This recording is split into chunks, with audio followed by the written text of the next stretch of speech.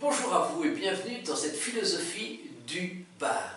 Nous poursuivons notre périple au sein de cette assistance philosophique, morale et religieuse aux patients hospitalisés. Le quatrième volet, c'est donc le judaïsme, après le catholicisme, après le protestantisme et l'orthodoxie, le judaïsme. Dans une séquence précédente, nous avons vu la foi juive, mais aussi les livres, mais aussi les fêtes juives chômées et les règles alimentaires. Cette fois, nous entrons véritablement dans le vif du sujet avec l'accompagnement et les rites de funérailles liés aux Juifs.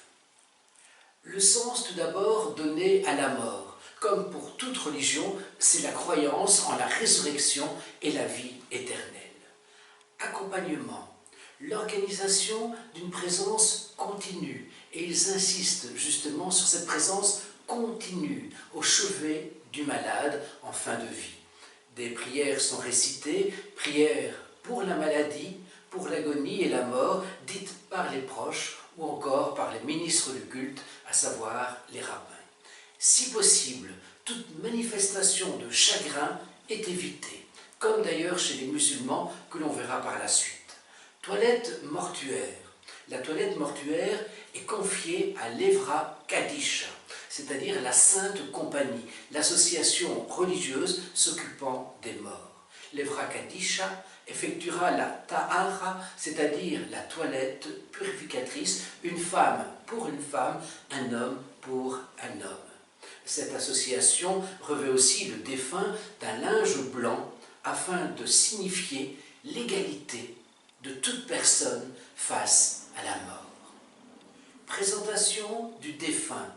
Le défunt repose sur le dos, visage tourné vers le haut, les mains le long du corps.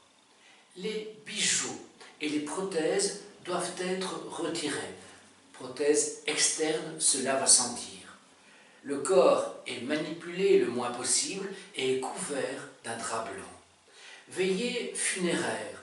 Le corps du défunt ne doit jamais rester seul. Il est veillé en permanence par la famille. Des psaumes sont lus en continu, des bougies sont allumées. Funérailles. Le convoi peut passer devant la synagogue, mais sans s'y arrêter, car ce lieu est considéré non pas comme un lieu de mort, mais comme un lieu de vie.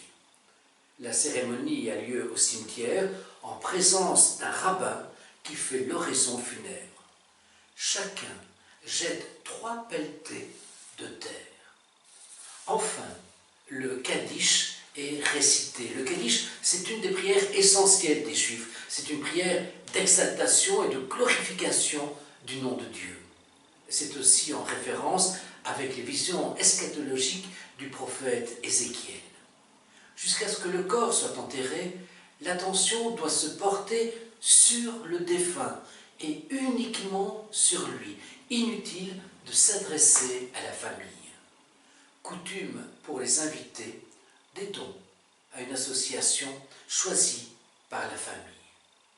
Voilà, ainsi se termine ce 4e volet consacré à l'assistance morale, philosophique, religieuse aux patients hospitalisés. Comment se comporter face à un juif, face à une juive hospitalisée.